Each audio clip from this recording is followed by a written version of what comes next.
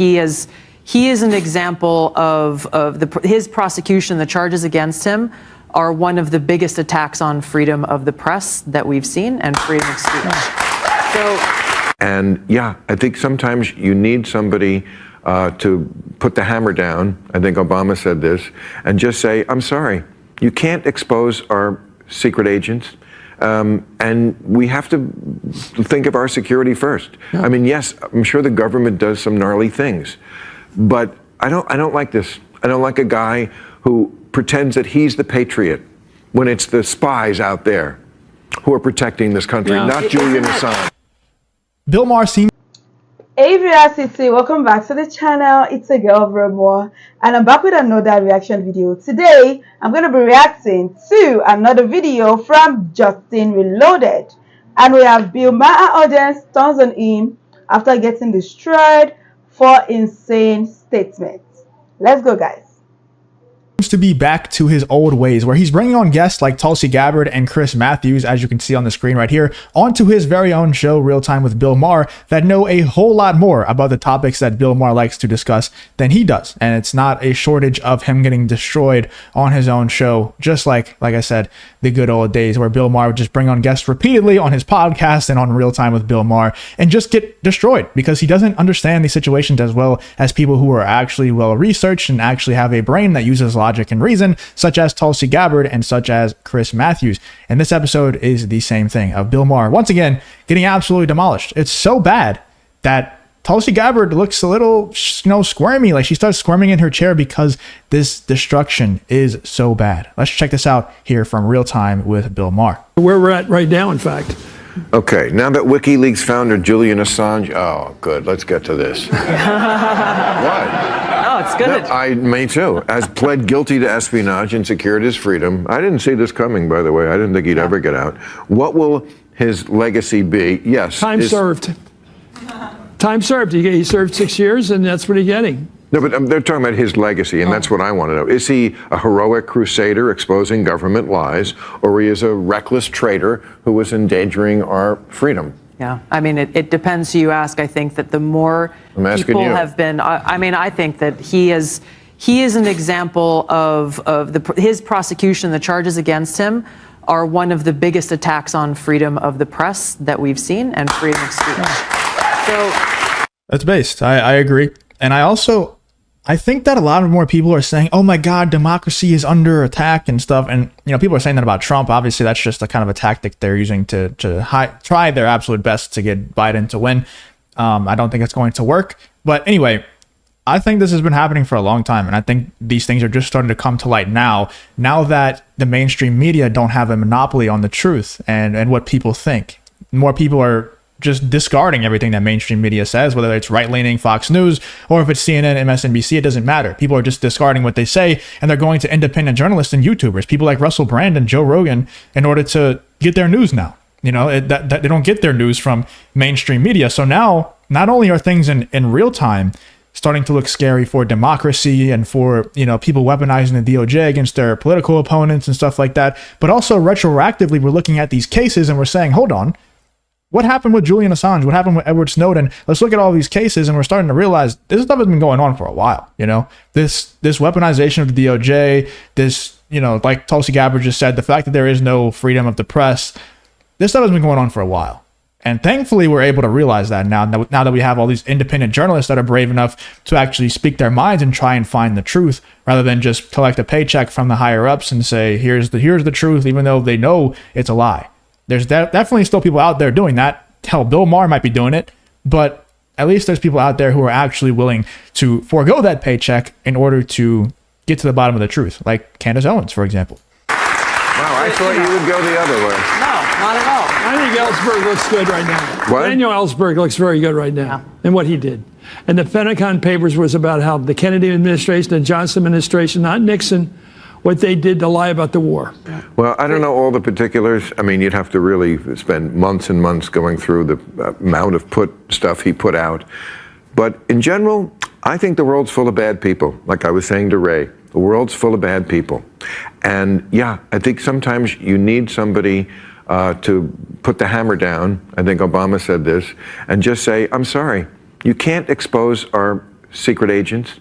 And we have to think of our security first. Yeah. I mean, yes, I'm sure the government does some gnarly things, but I don't like this. I don't like a guy who pretends that he's the patriot when it's the spies out there who are protecting this country, not Julian Assange.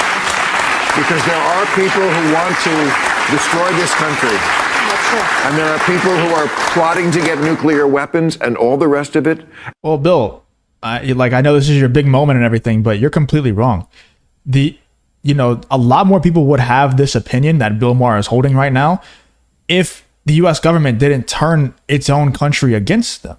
The decisions and the statements and, everything that they have done for a while, but especially since 2020, has turned a lot of the population just completely against the government and changed our perspective on so many different things.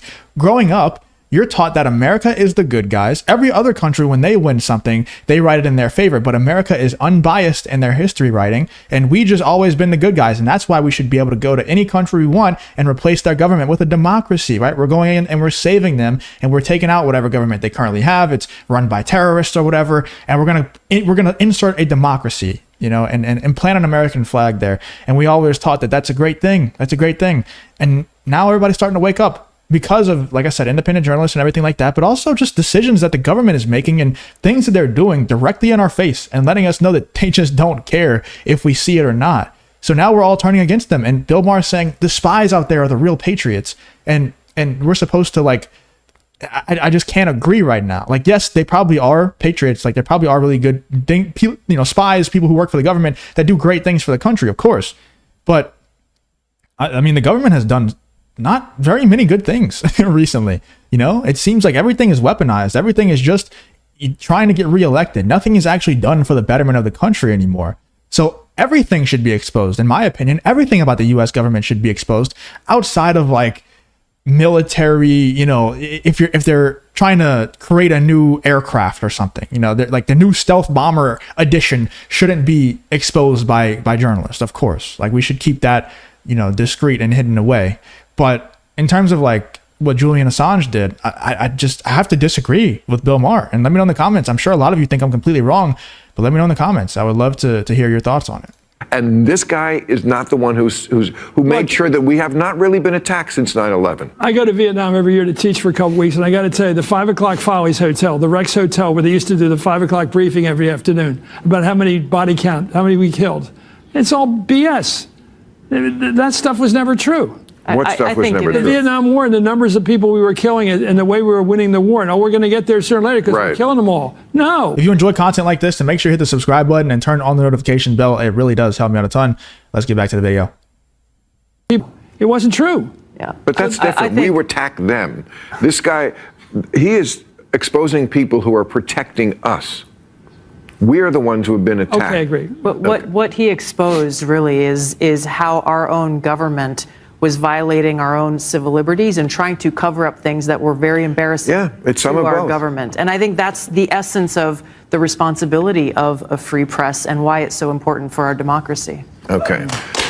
One more. This is for you. I got to agree with Tulsi there. 100% I got to agree with Tulsi. Let me know in the comments if you agree or not. But they consistently, like I was saying, I understand where Bill Maher is coming from. But if you just look objectively, zoom out and look at what the government has done, a lot of bad stuff. A lot. So if they're going to foreign countries or spying on foreign people, that's fine. Let them spy. Maybe don't expose them. If they're doing things within the U.S. that they shouldn't be doing and journalists have that information, I think that the journalists have a duty to expose that information. And I think that the U.S. government and the DOJ has a duty to not punish that person, that journalist, for exposing that information. But anyway, this wasn't the only time that Tulsi Gabbard destroyed Bill Maher and Chris Matthews also schooled Bill Maher. There was also another moment that I played yesterday that I want to revisit because it was just so glorious of Bill Maher getting destroyed once again on his own show, Real Time with Bill Maher. I don't know why, but we're here with Chris Matthews and Tulsi Gabbard, and the first question is to you. Tulsi, should women be required to register for the military draft? I saw this. This is so interesting. The Democrats, so great at politics. I don't know why they brought it up now. I mean, men, I almost forgot this. Men men do still have to register for the draft. Nobody gets as Well, this is actually something that they also just changed in the legislation through the National Defense Authorization Act just a few weeks ago, is now men don't have to register because they're automatically registering them as soon as they turn 18. Okay. So you don't have to actually, you don't get to fill out a card or anything anymore. But I remember I was about to be registered.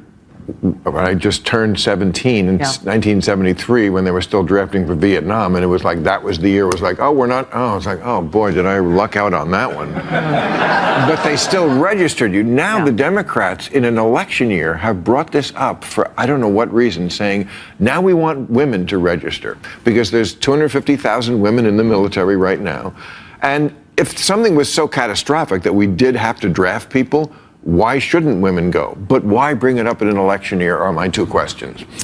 Well, first of all, we shouldn't have a draft. At all? No, I don't think so. What if it's an emergency? Well, the fact that they're bringing this up now, to me, points to the fact that the only reason we would need a draft is because our warmongering politicians are starting wars that they know the American people aren't going to support.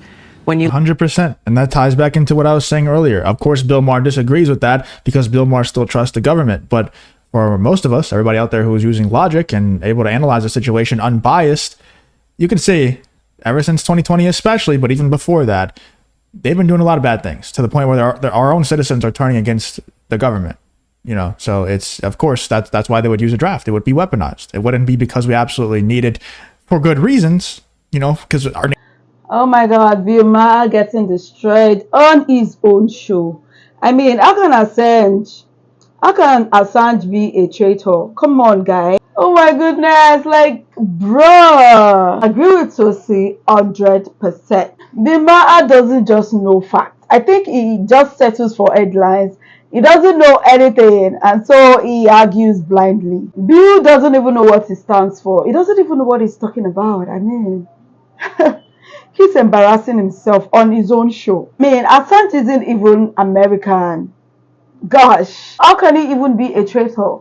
Julian Assange is the people's champion, and we love and appreciate him. Oh my gosh, what are your thoughts on this? What do you guys think about this video? Drop your comment down below. If you enjoyed this video, give it a huge thumbs up. And if you're new to the channel, join VeraMoore. Hit the subscribe button below, turn on the post notification bell so you can always be the first person to know whenever a new video drops. And that, guys, I'll see you in my next video. Love you. Bye, guys.